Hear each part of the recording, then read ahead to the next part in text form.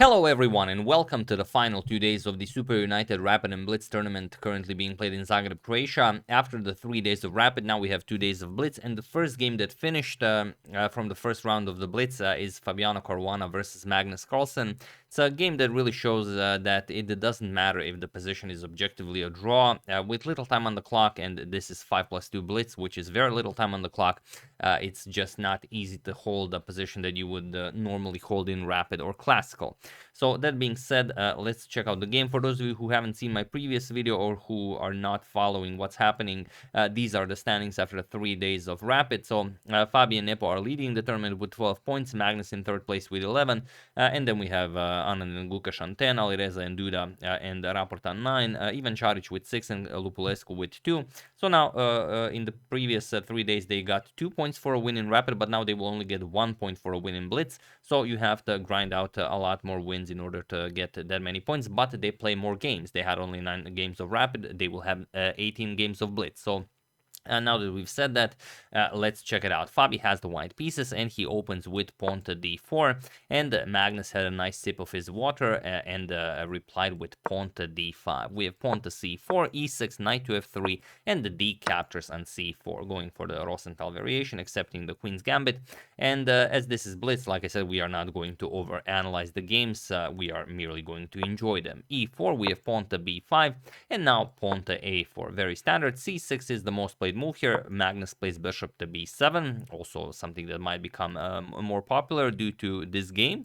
A captures on b5, and now there is a game where bishop captures on c4 was played. It was played by none other than Vishwanathan Anand in 1997. He played it against Robert Hibna. If you guys remember, during our Bobby Fischer saga, while we were covering the 1961 candidates matches that, of course, Fischer dominated in the first round, Robert Hibna faced Tigran Petrosyan, and he played a brilliant match. He drew 6 games in a row, only for Petrosyan to defeat him in the 7th game, and thus losing the match. But yeah, he played this against Anand, and I believe the game was a draw, or rather Anand played bishop captures on c4 against him.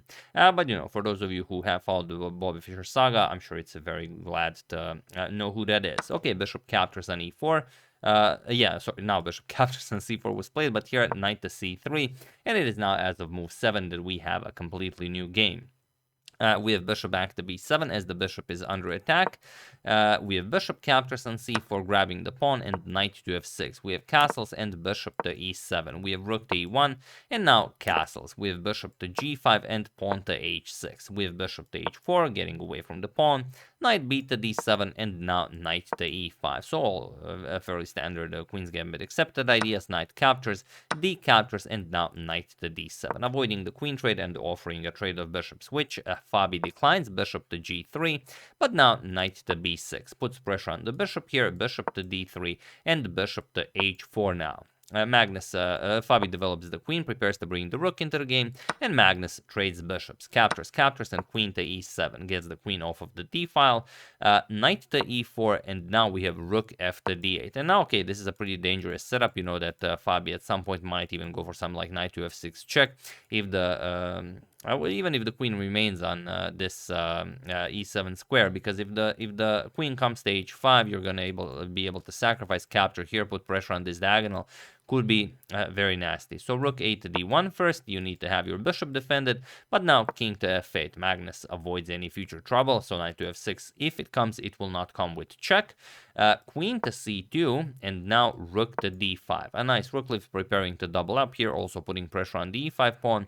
So knight to c3, attacking and defending, and now rook to d4. We have bishop back to f1, offering a rook trade, and Magnus obliges. Captures, and queen to c5 now. You might also think about, what about rook to d8? Well, here allowing queen to h7 would be a bit too much, as it comes with a threat of checkmate. So that's why Magnus played queen to c5, and now he allows queen to h7. It's not a problem. If you play this, Magnus will just grab the pawn, and you don't care. The king has the e7 square. The g7 pawn is defended. Black is, well, even better here.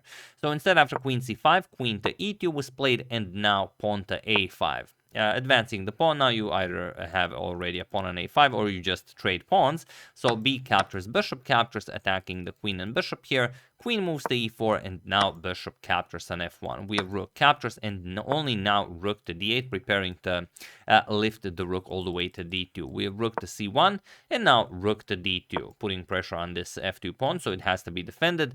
Queen back to e1, which is a shame, as Fabi's queen was incredibly active on e4. And while you might consider something like queen to f4, this does keep the queen sort of in the game, but it's a weird square. I mean, it's not really doing all that much. So better queen to e1, and now Magnus centralizes his queen with queen to d4. Now you have certain problems with white here. If the rook moves from the back rank or the knight or both of them, then you obviously have to worry about your back rank issues. The f2 pawn will be hanging for quite a while, so you need to find a way to trade down into some sort of an endgame. So here knight to b5 attacks Magnus's queen, queen captures on b2, and rook captures on c7.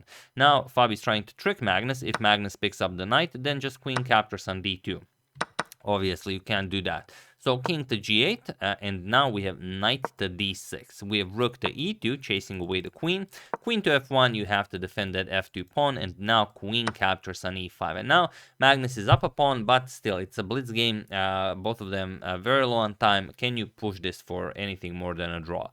We have rook to c1, of course, stopping rook to e1, and now rook to d2. We have knight to c4 now, offering more trades, and Magnus has to accept this. Knight captures, we have rook captures. Sorry, not rook captures, queen was the one that captured, and now pawn to g6, creating some more breathing room for the king, and you want your king safe if you are to trade down even further.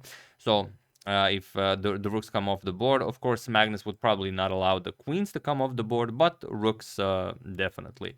So queen to c8 with check, we have king to g7, and now queen to c4. Fabi has nothing to do but wait and see what Magnus will do.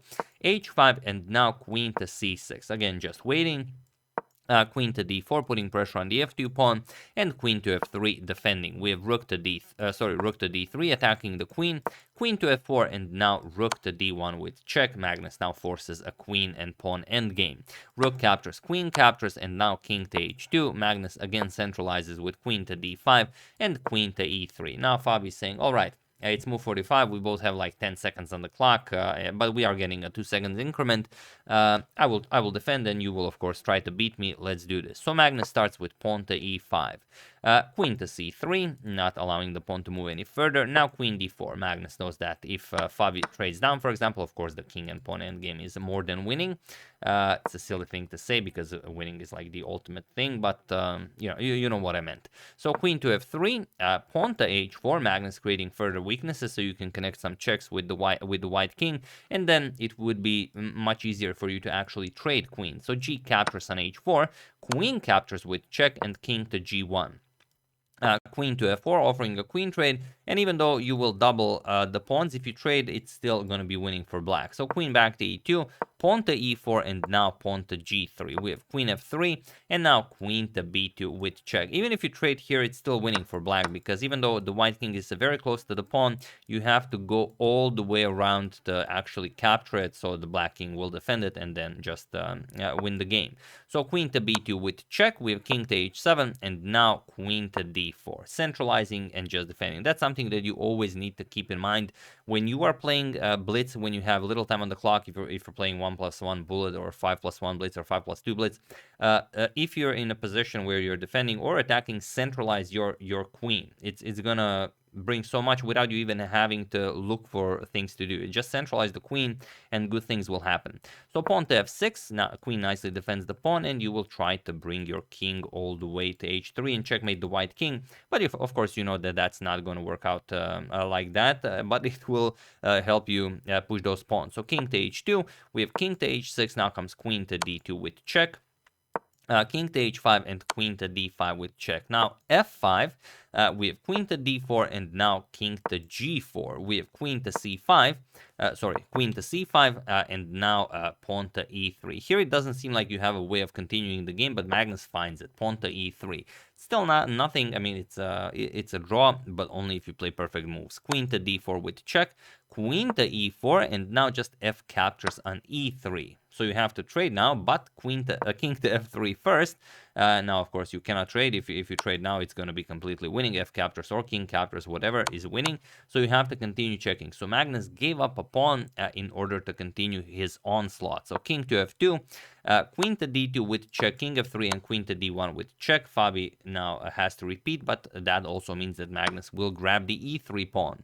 We have queen to e1 with check, king to f3. Again, Fabi can never trade queens here. Queen to f1 check, king to g4. Now queen to d1 with check, king to g5, queen to d2 with check, king h5, queen to d1 check, king h6, and queen to d2 with check, and g5. Again, a pawn move, and now queen to d8. Here, queen to d6 check was the way to go, but who will see such things in Blitz?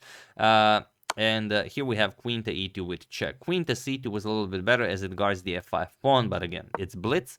So king g1, king to h5, and now queen to d4, stopping the king from further advancing. Queen to e4, and again, Fabi declines. We have queen to g4 and queen to d3, guarding the pawn here. Queen to e4, offering a queen trade, and queen to d1 check. King g6 and queen to d6 check. So is there a way for Magnus to actually push this?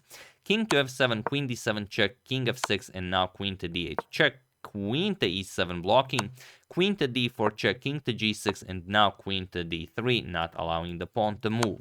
So queen e1 check, now king h2, queen to f2 check, king h1, queen to e1 with check, king to h2, queen to b4, now guarding some crucial squares here, like the d6 square, so you don't allow a check. Now queen to d8. Magnus plays queen to b2 check, king to g1, king to h5, and now queen back to d1 with check, king to g6, and queen to d8. Again, Magnus, no way of continuing, so queen to f6. This is what I meant, that he can just continue this game for as long as he wants. He has increment, and he will try a thousand ways to hurt Fabi before he actually gives him a draw. Queen to e8 with check, king to h6, now comes queen to d7, queen a1 check, king to g2, queen to b2 check, king g1, queen to e5, king g2, queen to e4 with check, king f2, and now queen to c2 check.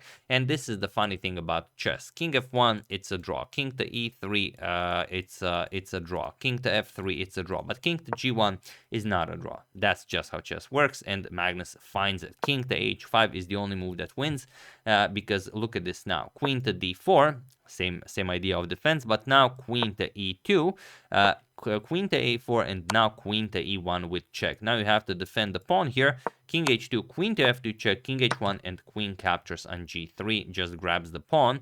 And now the problem is this should not be possible. But because the Fabi's queen is on such a weird square, you don't have a way of sacrificing your queen. If you could sacrifice your queen, Magnus's queen has Fabi's king in the corner, it would be stalemate. Like if you could play something like queen captures or queen to h6 with check, you would probably be able to get a draw. And even if you play something like queen to e8 with check, it's a very fine variation. King to g4, now queen to e4 with check. Of course, if you capture, it's a draw. Queen to f4, now queen to g2 check, king to h4, and if queen to f2 check, again, the black queen cannot capture, it would be a draw. Queen to g3 blocks, queen to d4 check again, queen to g4, and now queen to f2 check, king to h5, queen to h2 check, or the only way to continue checking, now queen to h4, and you force a queen trade. So now you would actually win. So that's why, although it looks very nice, it doesn't really work. Fabi tried queen to d1 with check, but of course Magnus is not about to fall for a trick. If he goes back, then it is a draw, because you allow queen to h5 and such nasty moves that will allow you to try and sacrifice the queen forever, to infinity. So queen to g4, it's one of the two moves that wins, but not a difficult one to spot for Magnus. Queen to d8, now queen to e4 with check. Of course, the checks are now over for Fabi. King to g1, and now you can give one more. Queen to e1 check, king to g2, queen to e2 check, king to g1, and he was in this position on move 103. That the game continued for one more move. King to g4 was played, queen to d4 check, pawn to f4, and he was in this position on move 104 that Fabiano Caruana resigned the game, as there is nothing more to be done here. Point is that you have one more check, queen to d7 check, then comes king g3, and you are getting checkmated regardless of what you do. Or if you try something like queen f2, of course Magnus happily trades, because he's up 2 pawns, and 2 pawns will always be winning. Unless it's like a doubled h pawn, they will be winning. So yeah. that's the game. Hope you guys enjoyed it. Very nicely done by Magnus, who catches up to Fabi. These were the standings before the game. And we said that in Blitz you gain 1 point, and now depending on how the other games will be played, it's gonna go one way or another. And as Magnus said, Nepo and Fabi will have to have a tournament of their life to stop him, as he's feeling very good about the Blitz section. So he takes a win against Fabi with black. He will meet him again with white. We'll see what happens. And if you have any of your own favorites, do use hashtag suggestion. I will try to cover as many games as possible.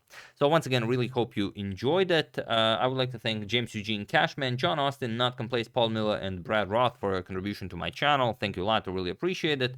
As usual, you can check 2 of my previous videos here. Thank you for watching, and I will see you soon, continuing the coverage of this wonderful event until it finishes.